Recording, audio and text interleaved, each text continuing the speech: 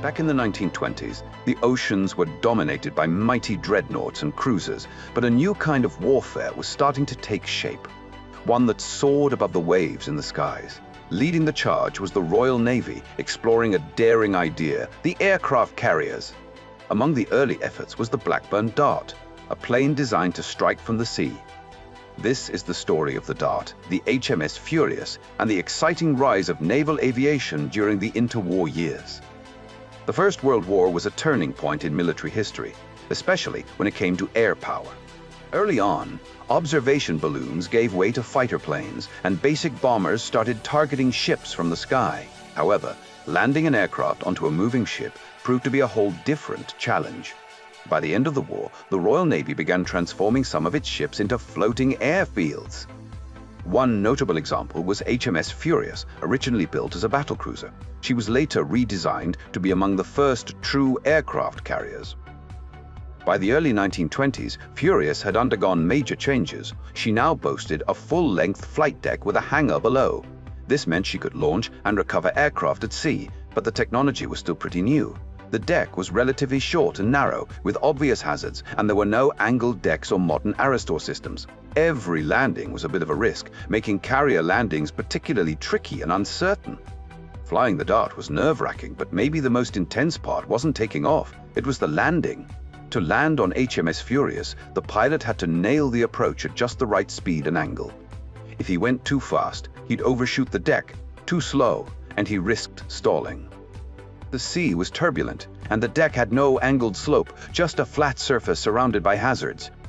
Furious was equipped with arrestor wires. Thick steel cables sprawled across the deck to catch the aircraft. The Dart used a tailhook, a mechanical claw mounted near the rear underside of the fuselage. If everything went smoothly, the hook would latch onto the wire, stopping the plane within a few feet. But more often than not, things didn't go perfectly. If the pilot missed the wire, he could crash into the barriers or even fall off the deck entirely. Deck crew were always prepared to jump in and help clear the aircraft for the next attempt. This process was all manual, relying on human judgment and hand signals, not digital instruments. It took a special kind of bravery to handle these situations. Life aboard HMS Furious was a constant mix of monotony and high-stakes moments. The crew operated in cramped quarters below deck, routinely maintaining aircraft and preparing them for flights. The pilots trained tirelessly, mastering tough techniques like torpedo runs and deck landings under challenging conditions. The Dart had to be folded, literally. Its wings were hinged to make the best use of limited space below deck. Maintenance was an ongoing task, especially considering the salty, corrosive air out on the open sea. But all these efforts paid off. They laid the groundwork for what would eventually become modern naval air power. By the early 1930s, the Dart was beginning to show its age. It eventually made way for more advanced aircraft like the Blackburn Ripon. But its impact didn't fade away. It served as more than a warplane. It proved that launching a torpedo bomber from a ship, recovering it at sea, and training naval pilots for this new kind of warfare was entirely possible. As for HMS Furious, she continued to operate in various roles for many years, including during World War II, where carrier aviation truly came into its own.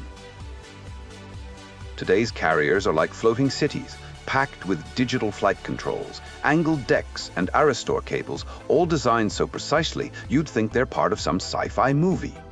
But honestly, none of that cool tech would have been around if it weren't for the daring experiments back in the 1920s. It was the engineers, deck crews, and fearless pilots, people flying aircraft like the Blackburn Dart onto ships like HMS Furious, who really started it all. They weren't just inventors, they were true pioneers of bravery, discipline, and innovation.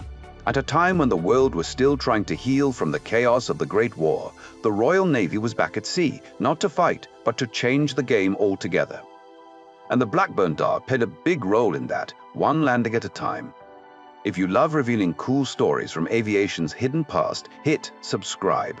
And hey, drop a comment below and tell us which aircraft you want to hear about next.